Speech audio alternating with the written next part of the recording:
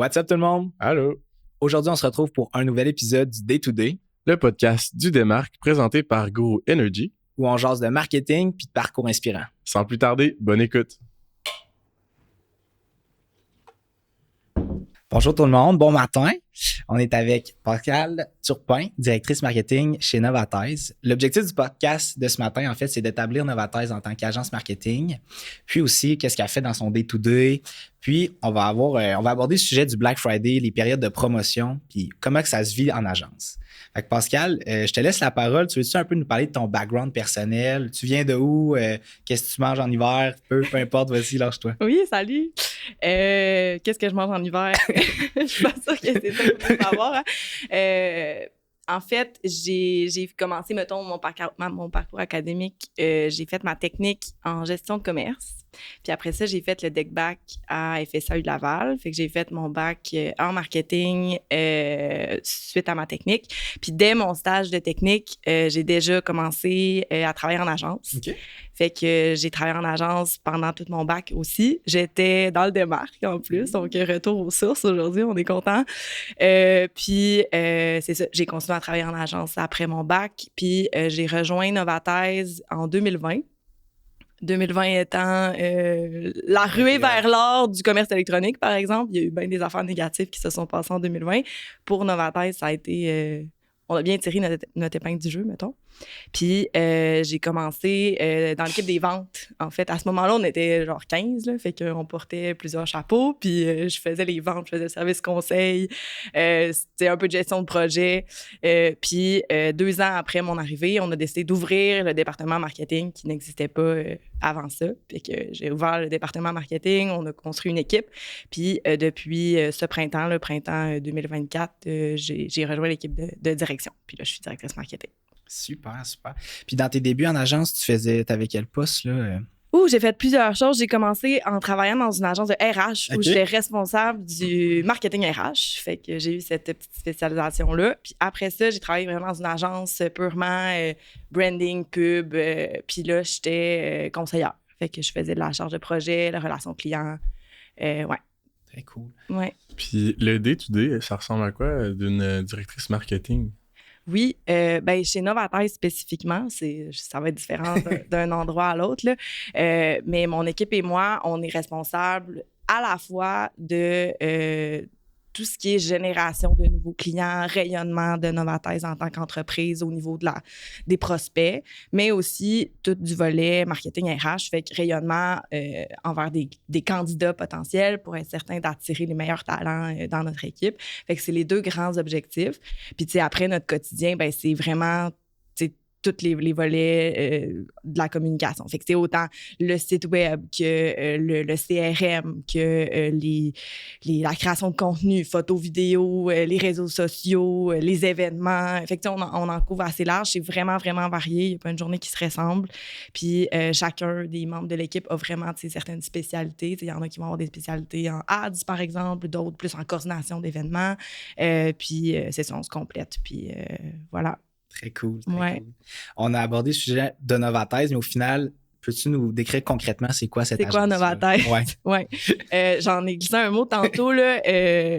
Quand je suis arrivée en 2020, c'était comme le début de la croissance de Novatize, mais Novatize, ça a été fondé en 2014, fait que cette année, c'est nos 10 ans. On l'a célébré en masse, inquiétez-vous pas pour nous. Ouais. Fait qu'en 2014, c'est 3 gars, Frank, Phil et PO, tout fraîchement sortis de l'université, du bac en admin. Il y avait des spécialisations en SEO. Ils étaient capables de coder, des gars super polyvalents, super brillants. Puis, ils voulaient créer une agence où on faisait uniquement du e-commerce. Du e-commerce, c'est le fait de vendre des produits en ligne. OK? Très simple.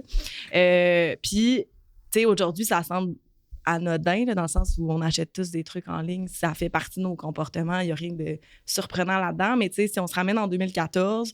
c'était quand même audacieux. Puis, tu sais, de dire on va faire une agence juste de e-commerce, là, c'était pas... d'avance. C'est ça. Il y en a qui étaient comme, voyons donc, c'est bien trop niché, ça n'a pas rapport, votre truc.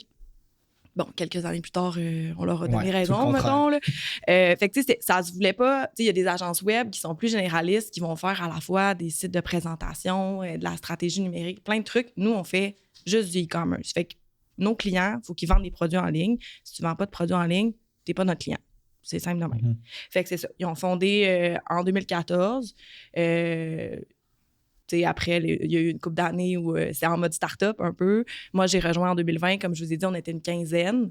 Puis, dès la première année où j'étais là, on a doublé l'équipe. Puis l'autre année d'après, on l'a redoublé. Fait que, là, on est encore une soixantaine. On a des beaux bureaux dans Saint-Roch. On est super bien.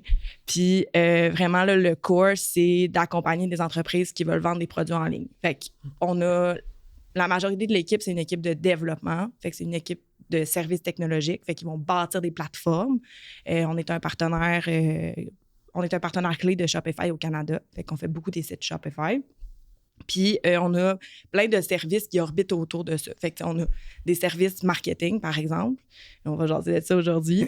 Fait que, il y a une équipe marketing qui vient... Parce que c'est bien beau de dire on a créé une plateforme en ligne. Après, c'est cool d'attirer des clients dessus. Fait qu'ils vont faire des ads, ils vont faire des stratégies d'acquisition, des stratégies de fidélisation, plein d'autres trucs pour être sûr qu'on crée une croissance chez nos clients. Puis, c'est ça, il y a d'autres services, des services de design, des services de logistique, des services pour les marketplaces comme Amazon. Fait que tout ce qui est vente en ligne, là, on est comme un genre de one-stop shop. Ouais. Puis, est-ce que c'est justement l'arrivée de la COVID qui a fait en sorte que le e-commerce a comme boom, selon toi? Est-ce que c'est là que vous avez acquis plein de nouveaux clients? Comment ça s'est passé un peu cette période-là? Oui, ben c'est là où j'étais arrivée. Fait que, okay. Je peux pas parler pour quand j'étais pas là, mais je pense que l'avantage qu'on a eu à ce moment-là, c'est qu'effectivement, les comportements de consommation ont changé. Là. Littéralement, les magasins étaient fermés, les commerces de détail avaient comme pas le choix d'avoir des sites e-commerce.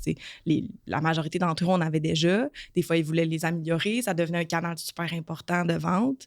Il y en a qui n'en avaient pas encore. On a moins cette discussion-là aujourd'hui, mais back in the days, il y en a qui nous appelaient pour créer leur boutique en ligne. From scratch. Là, on n'est plus trop là. Puis c'est ça, l'avantage qu'on avait, c'est que nous, c'était notre core depuis le jour 1. On faisait juste ça. On en avait déjà fait. Puis c'était une agence web généraliste. Tu es capable probablement de faire du e-com, mais c'est vraiment une spécialisation. C'est pas les mêmes technologies. Puis tu sais, nous, notre mentalité, c'est de dire on sera pas bon dans tout, on va être excellent dans une chose, puis ça va être juste ça. Tu sais. Mm-hmm. Super. Puis, tu sais, au niveau de vos services marketing, on parle de développement de plateformes e-commerce, puis vous faites aussi de l'accompagnement un peu stratégique là-dedans. Oui. Si tu veux te lancer un peu plus là-dedans concrètement, peut-être avec vos types de clients, ça ressemble à quoi un peu votre accompagnement? Là? C'est vraiment une bonne question. Puis, tu sais, chaque mandat est différent, chaque client est différent. Fait que, là, je vais vraiment généraliser, mettons. Là. Mais, tu sais, par exemple, si on fait un mandat de refonte, fait qu'on refait le commerce électronique, par exemple, ou on veut changer de techno, on refait le site, OK? Bien, généralement, pendant puis après cette mise en ligne-là du nouveau site, bien, il va y avoir une équipe marketing qui va, d'une part, faire tout le volet SEO, fait que tout ce qui est référencement sur les moteurs de recherche comme Google, fait que s'assurer que le site est bien monté, qu'il y a les bons contenus pour les bonnes intentions de recherche pour que les clients trouvent le site, mettons, la base. Il y a aussi tout le volet CRO, fait que optimisation du taux de conversion. Okay. C'est sûr que nous, en e-com, ce qui est le fun, c'est qu'on parle tout le temps en mode conversion, dans le sens où tout ce qu'on fait se mesure, on fait des ventes. C'est un magasin, ça, là. C'est pas juste une vitrine, tu sais. Fait que, après ça, les experts marketing, ils vont dire, dans l'expérience, qu'est-ce qui va encourager les gens à faire une conversion? Qu'est-ce qui va peut-être décourager les gens? C'est quoi les irritants? Les identifier avec les équipes de design pour venir augmenter le taux de conversion. Puis, conversion, vous êtes en marketing, là, vous savez, c'est pas juste des ventes, ça peut être... Certainement. Ça peut être des clics, des leads, des s'abonner à l'infolette, des rejoindre le programme de fidélité, ça peut être plein d'autres types de conversions, fait qu'ils sont vraiment là-dedans. Puis, finalement, tu as toute l'équipe de ads qui vont vraiment venir faire des campagnes pour générer du trafic, acquérir des nouveaux clients. Fait que surtout Google Ads, Meta Ads, dans notre cas. On en fait d'autres, mais le core, c'est pas mal ça. Fait que il y a des services de email marketing et tout, mais en général, là, c'est pas mal ça que l'équipe marketing fait. Super, super. Puis, si tu veux-tu nous donner un peu des exemples de vos clients passés ou actuels? Ça ressemble à quoi, en fait? Là? Oui, Gourou. Oui. Gourou est un partenaire client. du Day-to-Day podcast. Oui, on va les nommer. Fait que pour Gourou, on a fait la plateforme là, de vente en ligne. Dans leur cas, il y a des trucs super intéressants, genre des abonnements. Tu peux avoir une boîte à tous les mois, des petites features le fun comme ça. Fait que on a des clients dans dans le food and bev, là, les breuvages de l'alimentation. On a des clients Lambert, les sacs Lambert, c'est un client qu'on a depuis longtemps. C'est un très bon client, on les aime beaucoup. On a Tella et Stella, les accessoires pour chiens et chats. Okay. Fait que ça, on s'amuse beaucoup. La création de contenu pour ce client-là est vraiment le fun avec les chiens. Mais puis sinon, ben, c'est sûr qu'on a des Simons de ce monde. Fait que ça, c'est très B2C. On a un volet B2B où on va avoir des clients genre qui vendent un distributeur d'outillage. Ouais. C'était moins sexy, mais en même temps, ça vient avec des complexités techno vraiment cool. Fait que on a vraiment... on a des dizaines de projets par année. Fait que... Okay. Est-ce que vous ciblez plus à Québec ou ça va autant ailleurs? C'est une très bonne question. En étant aussi spécialisé, en faisant du e-com, puis on a un certain niveau aussi. Là, fut un temps où on travaillait avec des startups et des PME. Là, plus ça va, plus on travaille avec des entreprises plus mid-market, même niveau enterprise, c'est l'objectif. On commence à être un peu saturé au Québec, là, dans le sens où à Montréal, on développe encore beaucoup. On a encore beaucoup de nouveaux clients qui proviennent du Québec, mais l'objectif, c'est de développer aux States. Puis on commence à avoir des clients à l'extérieur du Canada, mais surtout sur la côte est américaine. Puis ça fait partie de notre vision là, de développer ça. Parce qu'il y a beaucoup de monde aux États-Unis, fait qu'il y a beaucoup de potentiel. Ouais. Là, qui dit vente en ligne, produit, tout ça, nous amène un peu à la période de promotion. Là, pas toutes les entreprises B2C passent par là dans leur année. Peux-tu nous parler un peu, ça ressemble à quoi une stratégie pendant le Black Friday pour une entreprise type, par exemple? Comment ça se passe? Par exemple, moi, je suis une entreprise, je veux faire une promotion pendant le Black Friday. Je pars de où? Comment ça... Est-ce que c'est l'entreprise qui vous approche, vous autres? C'est quoi le plan ensuite de ça? Veux-tu... Oui, bien, vous autres, le Black Friday, mettons, est-ce que vous achetez au Black Friday? Est-ce que vous achetez en ligne? Est-ce que vous allez magasiner? Plus en ligne. Oui, malheureusement, c'est comme une période de consommation, mais on trouve tout le temps un besoin pendant cette période-là. Oui, oui. Puis ça, au Québec, au Canada, en fait, uniquement, le Black Friday, ça a été créé, c'est le lendemain de Thanksgiving aux États-Unis. Hein. Fait qu'eux, c'est un moment de liquidation. C'est comme, on vend ce qu'on n'a pas vendu pendant le Thanksgiving, comme notre Boxing Day, mettons. Mais nous, il arrive vraiment à un moment... Thanksgiving n'est pas vraiment fêté ici. L'Action de grâce n'est pas en même temps. Fait que c'est vraiment un moment de gifting. Là. Fait que c'est là où on magasine nos cadeaux de Noël. Je ne sais pas si vous faites ça. Là. Fait que tu profites des rabais pour acheter des cadeaux. Fait qu'il y a vraiment quelque chose d'intéressant là pour la période des fêtes. Puis, on voit aussi une tendance, là, je sais pas si vous avez remarqué, là, mais avant, on dirait que c'était comme le Black Friday, c'était une journée, c'était là le rabais, puis il fallait que c'était comme now or never. Et maintenant, c'est genre Cyber Week, Cyber Month, le Black Friday commencé au mois d'août, genre, c'est long. Ouais, il dure ça une semaine, des fois. Amazon aussi, ils font des gros. Il y a Amazon Prime Day qui a lieu, il y en a un l'été, puis il y en a un en octobre. On dirait qu'il y en a un tout le temps. Oui, puis en plus, ils sortent ça un peu surprise. Là, on le sait une semaine avant. Puis là, nous, on a des clients qui vendent sur Amazon, fait qu'il faut comme créer des promotions pour ça. Mais c'est vraiment des grosses journées, là, mine de rien. Fait que c'est ça. Mais pour revenir à ta question, comment ça fonctionne, on l'a dit tantôt. On a des clients en accompagnement qui sont chez nous toute l'année pour le marketing. Fait que, mettons qu'on considère qu'on travaille déjà avec eux. Nous, on va parler du Black Friday, genre en juillet. Ouais. On est comme, hey, salut, c'est quoi ta promotion pour le 29 novembre? Puis, comme j'ai dit, on travaille avec des plus grosses entreprises maintenant. Fait que généralement, le calendrier commercial, il est pas mal déterminé. Puis, on travaille là-dessus des mois et des mois d'avance. Mais quand on était comme 15, là, puis qu'on était dans les petits bureaux, là, puis qu'on était une start-up, là, je vais te le dire, c'était pas comme ça que ça se passe. Dans le sens, on se préparait du mieux qu'on pouvait, puis on était bon, mais je te confirme que le jour du Black Friday à 5 h du matin, ça fourmillait au bureau. C'est ça. C'était encore une grosse semaine, une grosse journée, mais mettons que là, maintenant, on regarde ça rouler. C'est une structure qui est mise en place. Puis... Oui, puis étant donné aussi la taille de nos clients, c'est pas... ça se fait pas ça se fait vraiment, vraiment pas dernière minute. Fait que bref, souvent, ce qui va se passer, c'est que le client a son calendrier commercial, il veut faire... premièrement, il y a des clients qui font pas le Black Friday, là. Il y en a pour qui ça n'a pas rapport. Okay. Mais mettons en B2C, mettons biens de consommation courante, la plupart vont vouloir participer. Fait qu'on va établir une stratégie. Puis, vous êtes en marketing, là, je vais amener quelque chose de super théorique. Attention! Lance-toi! Le tunnel de conversion, on connaît ça. Fait que, tu sais, des mois d'avant, dépendamment de la longueur du sales cycle du client, là, fait que, mettons, quelques mois à l'avance, ce qu'on va faire, c'est qu'on va avoir des publicités qui sont super top of funnel. Fait que vers des audiences qui sont froides, qui ne connaissent pas nécessairement notre marque. Puis plus on va se rapprocher du Black Friday, puis plus on va réchauffer les audiences vers une cible qui est ultimement prête puis propice à acheter puis qualifiée. Fait que, mettons, très général, là, c'est ça qui va se passer. Puis pendant les jours avant ou la semaine avant ou le jour du Black Friday, dépendamment, ben là, on va lancer la promotion puis ultimement, on va cibler les gens qui sont propices à acheter. Puis cette période-là du Black Friday est vraiment intéressante en acquisition de nouvelles clientèles. Parce qu'en donnant un ananas, un rabais, un cadeau, whatever ce que c'est de cette journée-là, ben tu vas avoir des clients qui n'ont jamais acheté chez toi. Puis, du trafic si tu veux t'abonner à l'infolette en même temps.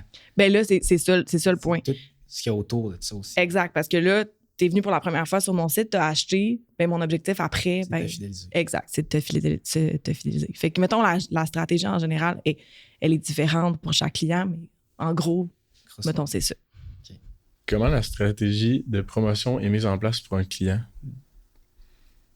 Ben, comme j'ai dit, plus le client est gros, plus son calendrier commercial est généralement déjà déterminé, puis plus c'est lui qui nous arrive avec c'est quoi sa promotion.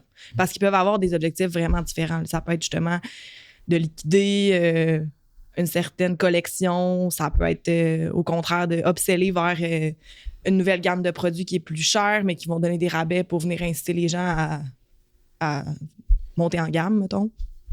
Fait que souvent, eux vont arriver vers nous avec un rabais, puis après ça, ben, ça sera ensemble, on va déterminer la stratégie, mettons, publicitaire pour y arriver. Puis là, on parle du Black Friday, mais je me demande, est-ce que votre stratégie ou votre façon de fonctionner pour le Black Friday versus le Boxing Day pendant le temps des fêtes est similaire ou vous l'abordez d'une façon différente ou avec un angle différent? Oui, ça dépend encore une fois, ça mais dépend. Puis tu sais, on l'a dit, là, il y a comme le Prime Day, il y a le Black Friday, il y a le Cyber Monday, il y a le Giving Tuesday, il y a le Boxing Day, il y a Noël, puis là, j'ai juste nommé les fêtes purement, comme... Puis, fait que tu sais, la grosse différence ici, au Canada et au Québec, c'est que le Black Friday, ça va être beaucoup en gifting, fait que ça va être je magasine mes cadeaux. Puis le Boxing Day, ça va être en liquidation, fait que ça va être je liquide ce que j'ai pas vendu, puis j'achète de quoi pour moi-même au lieu d'acheter Peut-être, oui. Puis c'est vrai que les gens n'ont pas le même comportement quand ils achètent pour eux-mêmes que quand ils achètent pour faire un cadeau. Mais c'est surtout juste genre, je me débarrasse de ce que j'ai pas vendu ultimement parce que peut-être que pendant la saison morte, j'arriverai pas à le vendre, mettons. Ouais. L'objectif de l'entreprise est peut-être pas le même non plus par rapport à la période de promotion. Puis le trafic au Black Friday est vraiment plus gros qu'au Boxing Day. Ouais. Puis c'était pas ça, là, une couple d'années. Là, le Black Friday, honnêtement, ça augmente de 15-20% chaque année au Canada. Là. Fait que c'est intéressant. Là. Puis cette année, j'ai hâte de voir. Là, je suis pas une voyante. Là, je sais pas, mais les experts disent que, étant donné que le coût de la vie a monté, que peut-être la situation économique est plus difficile, ben, ça encourage les gens à attendre après le rabais, puis à... Ouais. Ça va peut-être être une plus grosse journée encore, justement parce que, ultimement, peut-être que Q4, puis la période des fêtes va être peut-être plus, ils vont peut-être faire moins de ventes en somme, mais la journée du Black Friday puis les rabais, c'est ça qui va marcher le plus.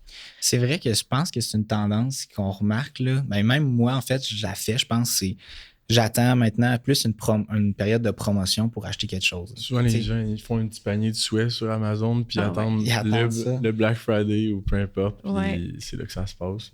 Oui, puis après, on les connaît, les marques qui font des rabais puis celles qui en font pas. Là. Oui. Ça dépend de ta stratégie. Là. J'en connais des clients qui en font juste pas de rabais ou qui en font genre une fois par année, puis c'est comme watch out. Là. Fait que ça dépend de ta stratégie, mais si ton argument, c'est le prix, ben tu vas faire des rabais. J'ai vu passer une pub dernièrement, puis tu me diras si ça peut faire partie un peu de la stratégie de publicité avant le Black Friday, là, le fameux funnel qu'on parlait. Là. Ouais. C'était une entreprise qui faisait un tirage pour une carte cadeau de 500$, mais qui allait être remise la journée du Black Friday. Okay. Est-ce que ça pourrait faire partie un peu de ta publicité type à amener un peu de l'intérêt, faire allumer ton audience qui va avoir une période bientôt de promotion avec ta brand?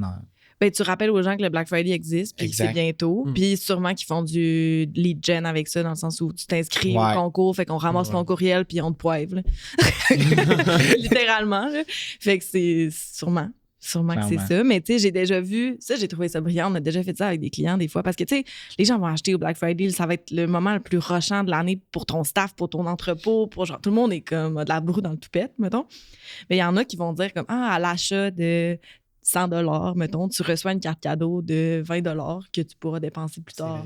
Mais ça, c'est bon parce que ça vient étendre tes ventes.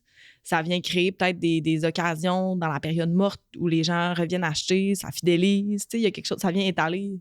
Mm-hmm. Parce que sinon, logistiquement, c'est quand même intense. Là. Puis tu veux avoir des ventes à tout le long de l'année. Oui, tu veux les spreads, puis tu veux que les gens reviennent. Fait qu'une carte cadeau, c'est le meilleur moyen, selon moi. Fait que ça, c'est une bonne idée de promotion. Cool. On en a parlé un peu, mais le Giving Tuesday, c'est quoi? C'est quoi l'impact de cette nouvelle mode-là? Oui, nouvelle mode. Moi, on dirait, je suis surprise que vous connaissiez pas ça. Vous savez pas c'est quoi, hein? Je suis sûr que c'est le genre de truc que cette année, d'après moi, ça va popper. Puis là, maintenant qu'on en parle, vous allez le voir. J'ai aucune idée c'est quoi. Bon, fait que, tu sais, comme j'ai dit, il y a le Black Friday. Après ça, le lundi d'après, c'est le Cyber Monday. Puis le mardi suivant, fait que là, cette année, je pense que c'est le 3 décembre, c'est le Giving Tuesday. Fait que c'est un mouvement, ça vient des États-Unis, là, ça date d'une dizaine d'années, mettons. Okay. Puis c'est un mouvement qui est apparu en réponse au Black Friday, parce que, tu sais, là, on en parle, là, dans le sens que le Black Friday, c'est l'incitation à la consommation. C'est comme acheter. C'est vraiment ça. Puis le Giving Tuesday, c'était comme une façon pour les entreprises de venir dire « Hey, on a fait des sous, ça a été un bon moment, maintenant on veut redonner. » Fait que souvent, il y en a qui vont, ça va être soit sous forme de promotion ou non, là, mais ils vont dire, par exemple, on va remettre tant de nos profits à une cause, on va, sur tout achat on va faire un don à tel organisme, ou le classique, un achat plante un arbre. Fait que tu sais, c'est une journée où, normalement, on va mettre en lumière certaines causes à laquelle notre entreprise est associée. Okay. Puis c'est pas juste les entreprises en e-com là, qui peuvent faire ça. Là. C'est un mouvement général là, qu'on voit. C'est une journée pour redonner. Puis souvent, c'est comme la période commerciale la plus lucrative. Fait que c'est un bon moment pour les entreprises pour faire des dons. C'est super, ça. Puis par rapport un peu sur les sites web, tout ça, est-ce que tu as parlé un peu de techniques qui peuvent être utilisées en lien avec le Giving Tuesday, mais est-ce que vous autres, vous allez intégrer des choses dans le site web pour rappeler aux consommateurs que au Giving Tuesday, il va y avoir des dons qui vont être remis. Tu sais, ça fonctionne comme ça, dans le fond? Bien, ça va faire partie de la campagne. Ça va faire partie fait que, tu sais, c'est ça. Le client, y a-tu un rabais Black Friday? Y a-tu un rabais la semaine avant? Y a-tu un rabais au Super Lundi? Y a-tu... Puis là, ben, qu'est-ce qu'il fait au Giving Tuesday? Puis là, ben, c'est peut-être, comme j'ai dit, sur chaque achat de 20 $ ou plus, on fait un don de 5 $ à organisme X, mettons. Fait que ça va être sur le site web au même titre que la promo du Black Friday, mettons. Fait que c'est ça. Il y en a qui vont juste... C'est pas obligé d'être relié à la consommation, là, parce qu'après ça, on est comme sur la ligne. Ouais. C'est super touché de dire on fait du washing avec ça. Là. Fait qu'il y en a qui vont juste dire hey, merci, on a eu des super beaux résultats pour le Cyber Weekend. On fait un don à telle affaire, puis c'est tout. Là, mm-hmm. Fait que, ouais, ça peut être. C'est comme un plus au final. C'est pas obligatoire, là, mais de base. Non, c'est absolument pas obligatoire. C'est pas nécessairement tous les clients qui en font ça. Ah non, vraiment pas. Puis c'est eux qui décident à la fin. Là. C'est juste que nous, on en parle puis on le propose parce que je pense que ça amène un bel équilibre là, à un certain point. Tu sais, nous, Novataise, on va en faire une campagne pour le Giving Tuesday. Je sais pas si je peux sûrement en parler. On va travailler avec Noué, qui est venu sur le podcast. Oh, cool, oui. Oui. Puis c'est ça, on travaille avec Noué, je sais pas si vous êtes familier, mais grosso modo, chacun des employés de l'équipe va avoir un montant qu'ils vont pouvoir donner à l'organisme de leur choix via la plateforme Noué. Très beau. Fait que, c'est comme après le rush là, du Black Friday, puis d'avoir comme tout... c'est comme un petit cadre. Mais je pense que c'est une bonne idée parce que c'est une période aussi médiatisée au bout, le Black Friday. Là, c'est tout le temps cette fin de semaine-là que tu vois du monde dans un magasin aux États-Unis qui se fait piler dessus. Piétiner. Je sais pas si c'est encore ça. Hein? Ben, elle dirait qu'à chaque année, je vois une vidéo de même de quelque chose qui se passe. Puis, tu sais, par rapport à l'achat en magasin versus en ligne, est-ce que vous autres vous positionnez d'une certaine façon? Est-ce que votre client ne veut pas, si un magasin va vouloir que ce magasin-là soit profitable, mais est-ce que votre stratégie, c'est vraiment de ramener ça le plus possible en ligne ou vous pouvez avoir une stratégie de on vend en ligne, mais on a une stratégie aussi de vendre en magasin? Je ne sais pas, vous autres, c'est vraiment e-commerce, mais comment vous positionnez en fait là-dedans? Je vais reculer d'un pas, là, dans le sens où depuis le jour 1, on est spécialisé en e-commerce. Mais depuis, mettons, 1 an ou 2, il y a vraiment une tendance là, au niveau du e-commerce qui s'appelle le commerce unifié. OK? Attention, un nouveau terme. Théorie. Mais mettons que je ramène ça très simple. C'est l'idée d'avoir une expérience cohérente sur tous les canaux puis qui est relié. Fait que tu vendes sur ton site, que tu vendes dans ton magasin, que tu vendes sur ton application mobile, que tu vendes sur un marketplace comme Amazon, il y a la donnée client, elle est centralisée, puis l'expérience, elle est similaire et tout se parle. OK? Fait que veut pas, nous, c'est sûr qu'on est des experts e-com, mais il faut qu'on interagisse avec l'écosystème commercial du client. Fait que si c'est son magasin, et c'est sûr que, mettons, la bonne pratique là, entre vous et moi, c'est d'avoir la même promotion. Là, dans le sens, sinon, ça va être le bordel. Il faut que tu ailles quelque chose de cohérent sur tous tes canaux parce que sinon, ben, tu vas créer des insatisfactions puis le monde, ils comprendront pas. Ils vont arriver à un magasin, ils vont avoir vu ta pub. Il ne faut pas créer ce genre d'irritant-là. Fait qu'après, si on est capable d'avoir des interactions entre les deux, c'est cool aussi dans le sens où si, par exemple, t'achètes en magasin puis tu télécharges l'application mobile, tu as un rabais. Si tu sais, il y a des où tu peux remplir ton panier avant sur le site, aller pick up in store aussi. Tu sais, il y a plein de façons de croiser le physique puis le digital. Fait que c'est sûr que veut pas, faut qu'on soit au courant de tout puis tout va ensemble. OK, clairement. Quand tu parlais du Giving Tuesday, ça m'a comme fait allumer un peu sur le fait de, tu sais, c'est une bonne action tout ça. Vous autres, Novatize, tu sais, j'ai appris dernièrement que vous étiez B Corp. En fait, ça fait 1 an. Ça fait 1 an. Là, très cool. Ouais. Félicitations. Merci. Mais est-ce que vous sentez justement que ce Giving Tuesday-là vient un peu dans cette mission-là d'être une entreprise B Corp? Est-ce que ça vient avec le titre? Peu importe. Veux-tu nous éclairer sur c'est quoi être B Corp au final? Oui. B Corp, c'est une certification qui est donnée aux entreprises qui vont avoir certains standards en développement durable. Puis développement durable, tous les piliers du développement durable. C'est large, là. Fait que c'est pas, tu sais, on associe souvent ça à environnement, là. C'est un des piliers, mais c'est aussi toute la communauté, fait que tout ce qui est bénévolat, don corporatif, puis c'est aussi toute la gouvernance, la façon dont tu travailles en équipe avec tes collaborateurs, collaboratrices. Fait que tu sais, c'est tout ton écosystème, en fait, là, qui est évalué là, quand tu te fais auditer pour devenir B Corp. Fait que nous, on a fait ça. Ça a pris plus qu'1 an. Ben de la paperasse, de la paperasse. Mais l'idée, c'est de démontrer qu'on a des valeurs qui sont alignées avec le développement durable at large. Fait que pour revenir au Giving Tuesday, oui, 100%, ça fait vraiment du sens avec notre chaîne de valeur puis le fait d'être B Corp en soi. Fait que c'est sûr que on a des clients B Corp aussi, on s'entoure de gens qui ont les mêmes valeurs que nous, puis eux vont être super réceptifs justement à faire quelque chose pour cette journée-là, puis on est super content de travailler ça avec eux autres là. Puis justement, je me demandais, est-ce que être B Corp, ça t'aide à avoir des clients B Corp? Est-ce que c'est comme un cercle qui se crée un peu on se soutient à travers justement le fait qu'on ait ce titre-là puis qu'on ait au final une bonne structure en dessous de notre entreprise? C'est une bonne question. Puis, je pense pas faut que tu veuilles devenir B Corp pour acquérir des clients, là, dans le sens, faut pas que tu aies un objectif mercantile derrière ça parce que c'est pas ça. Non, c'est ça. Mais effectivement, la façon dont tu te fais évaluer, si tu as des fournisseurs qui sont B Corp, si tu as des clients qui sont B Corp, tu viens gagner des points. Là, dans le sens où, parce que si tes clients, c'est juste du monde qui tue des bébés phoques, puis ça marchera pas, là, dans le sens ta mission d'entreprise, ça marche pas. Puis tu vends des cigarettes aux enfants, tu seras pas B Corp. Là, OK? On s'entend? Fait que j'ai nommé les pires exemples. Mais le fait de t'entourer de gens qui ont les mêmes valeurs qu'à toi, ça t'encourage aussi. Puis, je veux clarifier un petit point aussi, là, dans le sens, nous, on a reçu la certification pour nos pratiques à l'interne, fait que pour ce qu'on fait, nous, en tant qu'entreprise. Mais par exemple, on fait du e-commerce. Puis le e-commerce, en soi, c'était pas l'affaire la plus développement durable. Okay. Je sais pas si... c'est parce que c'est de la vente ou parce qu'au final, tu peux la regarder d'une angle différente en disant, tu vas en ligne, fait qu'il y a personne qui dépense du gaz en allant au magasin ou, tu sais. Mais à un moment donné, il y a un camion qui livre ton colis, tu sais. Mais il y a un camion qui livre au magasin. Mais il y a un camion qui livre ton colis à toi toute seule, chez toi, versus un camion plein qui arrive. Fait que, tu sais, il y a plein de volets du e-com qui sont pas durables. Fait que là, t'en as nommé un, là, le transport, ça en est un. Le packaging, ça en est un. Vous avez tous déjà reçu une boîte Amazon beaucoup trop grosse pour le produit qui était dedans. Puis ça, c'est un exemple, mais comme il y en a plein. l'incitation à la consommation, c'en est un. Après ça, tout le volet conditions de travail, tu sais, dans les entrepôts, c'est pas des places où... c'est tout le temps super. Il y en a qui sont clean, puis oui. que, tu sais, comme nos clients, tu sais, respectent leurs employés, puis tu sais, c'est important.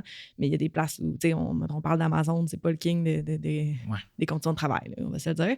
Fait que, bref, là où je voulais en venir, c'est qu'il y a une dissonance entre e-com puis développement durable. Okay. Là, on s'entend? Ben, tu sais, je veux dire, je dis pas que vendre en magasin, c'est nécessairement mieux, mais comme...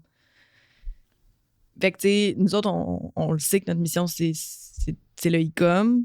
On le sait que c'est là pour rester. On le sait que ça fait juste augmenter.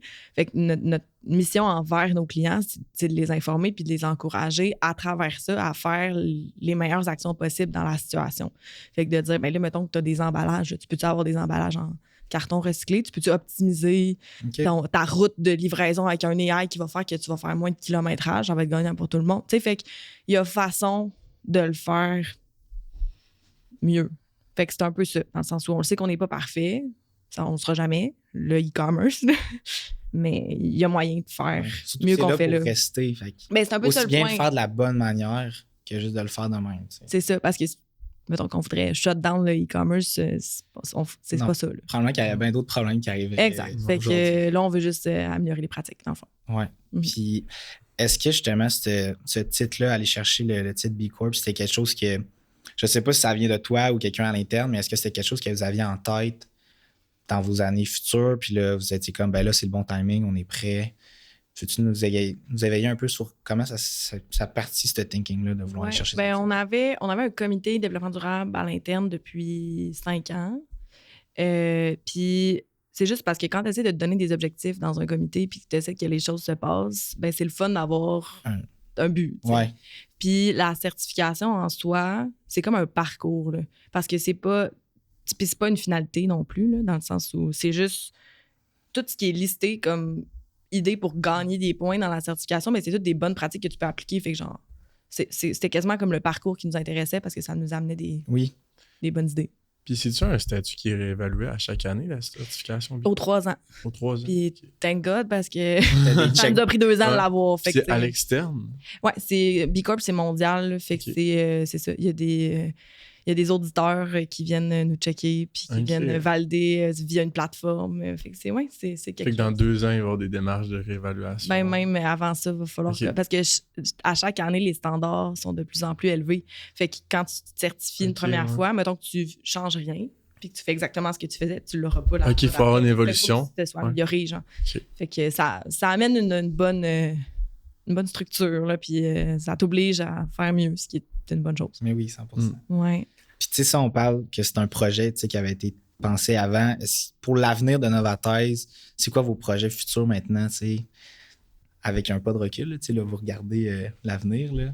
Ouais, ben là, je change de sujet. Oui, on complètement. On ne parlera plus de B Corp, mais on a déjà amené un peu les points là, dans le sens le marché américain. Ouais. On en a parlé tantôt. Pour nous, c'est super intéressant. Fait qu'il y a beaucoup de défis à aller développer là-bas. Fait que ça fait partie de la vision, même assez court terme. Là. On est déjà une bonne proportion de nos clients qui proviennent des États-Unis, puis on veut qu'elle grandisse, cette proportion-là. Puis le commerce unifié, ça, c'est une autre de nos visions. C'est déjà entamé, on a déjà des mandats en commerce unifié, mais on va venir vouloir s'entourer de partenaires puis venir développer certaines expertises qui vont au-delà de la plateforme, fait que puis il y a vraiment des trucs cool là, qui... Puis là, ça me ferait, je vais te donner un exemple. Puis mon boss Frank, il a donné exactement cet exemple-là dans un podcast récemment. Fait que, prenez-le pas en short clip, s'il vous plaît. Correct. Mais c'est juste pour illustrer l'espèce de où on divise les frontières entre le physique puis le digital. Là. Mettons Canadian Tire, OK? Vas-y. Le magasin Canadian Tire. Mettons, tu magasines des essuie-glaces, OK? Eux sont super bons là, en commerce unifié. Je pense que c'est un leader. Fait que, mettons que tu es en ligne, tu magasines des essuie-glaces. C'est tellement compliqué, magasiner des essuie-glaces. Tu as 52 modèles, des longueurs, des marques, des gens. C'est le genre de truc que tu demandes à ton père de venir avec toi acheter. Absolument. Mais là, mettons ton père n'est pas là, puis il faut que tu sois une grande fille puis tu le fasses tout seul. Tu tu vas le trouver en ligne. Puis en ligne, c'est facile, tu as des filtres. Tu dis, j'ai telle voiture, j'ai besoin de... Fait que là, tu le trouves, OK. Mettons, tu l'as en ligne, ça a bien été. Mais là, tu arrives dans l'allée au magasin pour aller le chercher parce que tu vas aller le pick-up in store, mettons, parce que tu en as besoin là, parce que ton Instagram est pété. Là. Ben, tu arrives dans l'allée, puis t'es genre, je l'avais, là. Je sais pas c'est lequel, tu sais. Mais là, eux, ils ont une feature que si tu es sur le site mobile ou sur l'app, tu peux faire allumer, clignoter l'étiquette du wiper qui est exactement ton bon modèle. Tu peux déjà l'avoir payé puis genre partir avec. Tu sais, il y a beaucoup de features qui sont comme interconnectés entre le magasin et le physique. Fait que ça, c'était mon exemple un peu par rapport, mais... Ouais. Elle fun, ton exemple. Oui. C'est une bonne façon de comprendre que ta transaction, elle se passe à la fois en ligne, mais à la fois en magasin. Puis il y a certains contextes où tu as besoin des deux. Fait qu'il y a beaucoup de ça. Là. Fait que ça implique, c'est con, mais ça implique un stack techno complètement différent. Ça implique une gestion de la donnée qui est quelque chose. Fait que c'est comme le prochain niveau. Là. Mais je pense que c'est le prochain niveau parce que comme un peu, tu sais, là, t'as comme à deux extrémités, j'achète en ligne ou j'achète en magasin, mais il y a comme rien entre les deux. Mm-hmm. Mais là, c'est comme le timing, tu peux l'avoir à ta guise, mais tu as la recherche qui est plus rapide en ligne, qui est plus peaufinée à ce que tu veux vraiment au lieu d'attendre à trouver un commis dans le magasin ou peu importe. Là. Fait que... Ben, puis c'est prouvé aussi que quand tu peux puis tu as des boutiques physiques, là, que si la personne elle vient récupérer son produit en magasin, ben, elle va peut-être acheter d'autres choses en même temps, puis elle va peut-être vivre une expérience qui est plus complète. Fait qu'il y a beaucoup d'avantages à combiner les deux. Là. Wow. Faudrait flabbergasté. Par les essuie-glaces du Canada Tire. Je trouve ça cool, honnêtement. Ouais, puis comme j'ai pas d'autres exemples qui me viennent, parce que celle-là, elle est trop forte. Ouais, non, ça va être ça. Fait que, bref, le commerce unifié, c'est un de nos angles de vision, nos piliers en ce moment. Les États-Unis, ça en est un autre. Ouais. Puis toi, avec ton background en vente chez Novatize, tu es rendue directrice marketing. Est-ce que tu as encore des responsabilités ou un lien avec le fait d'aller chercher des clients aux États-Unis? Tu sais, est-ce que dans ton day-to-day, tu as encore des tâches reliées à ça ou pas pantoute? Si tu n'en as pas pantoute, tu veux-tu nous parler comment quel monde s'y prenne en ce moment chez Novatize pour aller acquérir ce nouveau marché-là? Oui, bien, en fait, selon moi, c'est un gros avantage que j'ai fait partie de l'équipe des ventes parce qu'on collabore, l'équipe des ventes et du marketing tout le temps. Là, fait que la responsabilité d'aller chercher des clients aux États-Unis, ben elle vient autant des ventes que du marketing. Fait que c'est sûr que l'équipe des ventes, ils vont faire des approches plus ciblées puis plus en hunting one-on-one, mettons. Excusez pour tous les anglicismes que je viens de dire dans cette phrase-là. On accepte. Puis pour marketing, ben notre job, c'est de faire des campagnes, de cibler des événements, de cibler des partenaires, de cibler des médias, puis de cibler, de faire la mise en marché de services puis de produits qui intéressent le marché américain. Fait que c'est toute qu'une adaptation, cela. On parle pas le même langage du tout. Fait que c'est vraiment une combinaison de la force de vente puis de l'équipe marketing, puis on travaille les deux ensemble. Fait que, ouais. Là, ma question va peut-être paraître niaiseuse, là, mais y a pas de quand on parle d'acquisition de clients aux États-Unis, tu sais, en tant qu'entreprise, vous autres, c'est des nouvelles entreprises. C'est du B2B. C'est du B2B, OK, 100%. Fait que justement, est-ce que tu sens qu'il y a comme des places ou aller chercher ces clients-là meilleurs que d'autres, par exemple, dans des événements, ou c'est vraiment juste avec une stratégie plus globale qui va toucher à plein de choses? Oui, bien, je pense que ce serait vraiment, vraiment shot in the dark de dire on cible les États-Unis au complet. Il y a du monde aux États-Unis, puis il y a des micro-communautés. C'est tellement différent là, quand tu vas dans le sud, dans le nord, à l'est, à l'ouest. Fait que il faut que tu choisisses un marché, puis que tu t'y tiennes pendant un certain moment, puis que tu essayes ça. Fait que nous, dans notre cas, c'est surtout la côte est. C'est parce que on en a moins parlé, mais pour nous, la cible de distributeurs de manufacturiers, c'est quelque chose de super intéressant. Il y en a beaucoup dans ce coin-là. C'est plus proche de chez nous aussi. Nous autres, on peut aller à Boston en auto. Ouais. C'est pas genre un projet comme aller à Vegas, maintenant. C'est une autre affaire. Mais fait que on fait des actions un peu partout quand même parce qu'il y a certains événements auxquels il faut qu'on aille qui sont pas nécessairement dans la Upper East Coast, mais faut que tu cibles un territoire pour commencer, là, parce que question budget aussi, juste, mettons, si tu essaies de faire spinner des Google Ads partout aux États-Unis en même temps. Puis aussi, faut que tu fasses tes tests un peu à une place spécifique, pas juste vaste. Oui, puis tu essaies de créer des contacts, tu essaies d'être dans des associations, tu essaies d'être présent dans des événements, fait que tu peux pas être partout en même temps. Puis on essaie aussi d'avoir des experts sur place aussi qui nous aident à ouvrir des portes. Là. OK. Ouais. Très cool. Fait que là, tu veux prendre une gorgée d'eau? OK, mon Dieu, j'ai peur. On s'enligne avec les questions rafales présentées par Guru Énergie. Fait que c'est une section là, où on t'envoie des questions, tu y penses pas trop, puis tu nous envoies un peu ta réponse, OK? J'ai pas le droit de penser? Tu as le droit de penser. Non, je te dis. Bon. OK, fait que veux-tu te lancer pour la première? Ouais. Dis donc. Un moment marquant pour vous chez Novathèse. Oh, il y en a plusieurs. Est-ce que je peux en nommer plus qu'un? Oui, mais oui. Vous n'allez pas me chicaner? Non, non. Ben, mettons sur une note plus personnelle, donc plus moi. J'ai été vraiment chanceuse. Je suis allée 2 fois à l'événement South by Southwest à Austin, au Texas. Est-ce que vous connaissez cet événement-là? OK. C'est l'événement le plus grand que nature. Genre, c'est immense cet événement-là. C'est des centaines de milliers de personnes. Puis, dans le fond, ils réunissent tous les créatifs. Puis c'est créatif autant marketing que web, que musique, que cinéma, que design. Fait que, tu sais, c'est des conférences, c'est des événements, c'est immense. Je pense que j'ai déjà vu.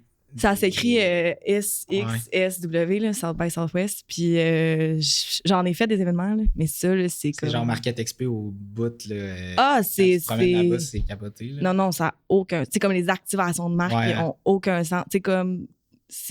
C'est exagéré, c'est complètement exagéré, mais c'est super... tu reviens de là puis tu as des idées à n'en plus finir, puis tu es super inspiré. Puis c'est comme les géants, tu sais. Tu assistes à des conférences de genre le directeur de création chez Disney, t'es comme... C'est quand même hot, là. Ou tu sais, des gens chez OpenAI, chez Reddit, tu sais, fait que c'est vraiment du pow-pow, là, encore une fois. Mais fait que personnellement, ça a été quand même 2 moments forts. Puis mettons plus en tant qu'équipe, là, je dirais...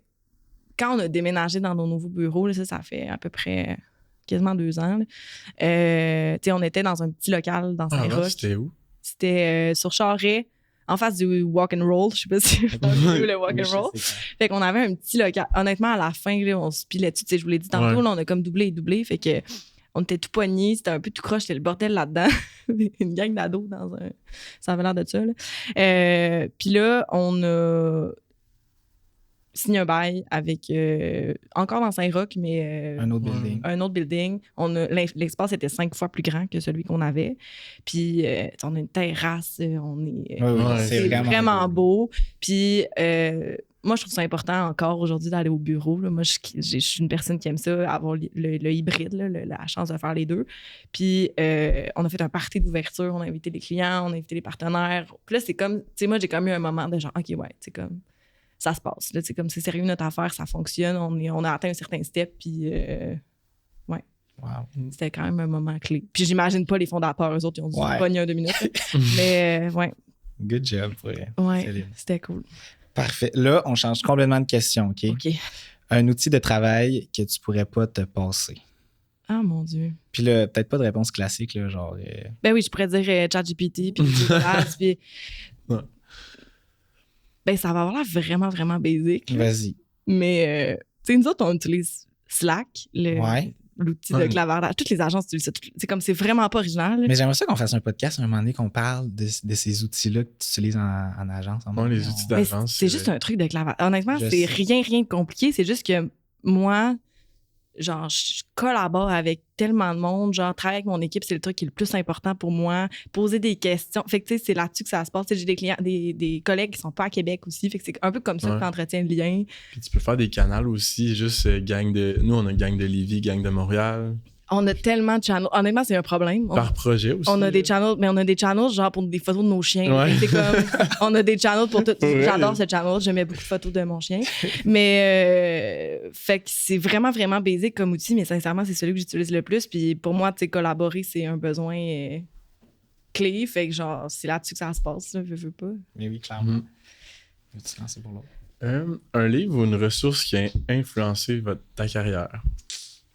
Hey, j'aimerais tellement ça vous répondre que genre j'ai lu des livres de gourous du marketing et du management. Ou un podcast, ça peut être... peut-être plus, parce que la réalité, c'est que genre, je respecte vraiment ça, le monde qui lit. Genre, je respecte ça, mais moi, j'aime pas ça. J'aime vraiment, j'aime pas ça, faire ça. Genre, moi, quand je suis en vacances, là, puis que je suis chez nous, ben, je lirai pas un livre sur le marketing, OK? Je vais faire d'autres choses. Fait que... mais je suis vraiment quelqu'un qui apprend quand quand je suis dans l'action, puis quand je jase avec du monde, puis c'est ça qui marche pour moi, en tout cas. Fait que je dirais que les ressources que j'utilise le plus, c'est plus des événements, c'est plus genre des conférences, c'est plus des trade shows où tu vas jaser avec des gens du milieu. Fait que, tu sais, les événements de capital numérique à Québec, là, c'est vraiment des événements de qualité. À chaque année, on y assiste. Ça fait des années que j'y vais. Fait que je dirais que là, ça a été des bonnes ressources. À chaque fois, j'apprends vraiment plein de choses. Mais mettons que vous voulez vraiment une ressource. Ben, encore une fois, super, super basic. Mais il y a un podcast, c'est un podcast de Radio-Canada. OK. Très Radio-Canada ici, j'adore. Qui s'appelle Travail est mieux. OK. Puis c'est genre des petits épisodes, là, genre 15-20 minutes sur des sujets clés du travail. Fait que ça peut être genre comment négocier ton salaire, comment travailler en équipe, comment... Tu sais, des affaires basiques, là. Puis c'est genre un prof de RH Puis il est super concret dans ses exemples. C'est vraiment straight to the point. Fait que n'importe qui, même si t'es pas en marketing, tu travailles. Je pense que ça peut être intéressant. Puis il y a un épisode, mettons, peut-être plus marketing, il y a un épisode qui m'avait marqué. C'était genre... comment collaborer avec des créatifs. Je me souviens pas du nom de l'épisode exactement, là, mais c'était comme comment tu fais pour comme élever des créatifs dans ton équipe. Puis c'était vraiment, vraiment des bonnes idées. Fait que je recommande ce podcast. On mettra le lien pour vrai en show notes. Ça serait vraiment... Non, mais podcast de Radio-Canada. Moi, je suis en bio Radio-Can. J'adore ta Radio-Can. OK.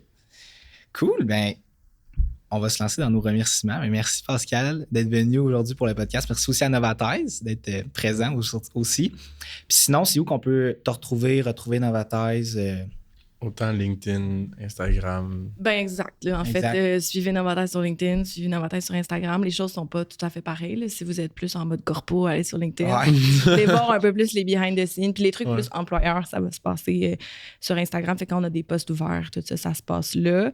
Sinon, ben on est partenaire du Démarque pour toute l'année. Oui. Fait que normalement, si vous venez à la tournée des agences, vous allez venir à notre bureau. Exact. Fait que c'est dans un petit bout, mais on a parlé des bureaux tantôt, mais... Ouais, peut-être qu'il n'y aura plus de neige puis que vous allez pouvoir venir sur la terrasse, on verra. Ouais, on va peut-être qu'il va y avoir encore la neige, c'est genre mars. C'était pas mal été. Peut-être avoir de la neige un petit enfant. On verra. Mais vous pourrez venir nous visiter à ce moment-là. Vous serez les bienvenus chez nous. Puis sinon, ben comme c'est ça, les réseaux sociaux normaux. Vous pouvez aller voir notre blog puis notre site web, là, mais je pense que vous êtes mieux de nous suivre sur Instagram. Très cool. Bon, ben, merci beaucoup, Pascal. Merci.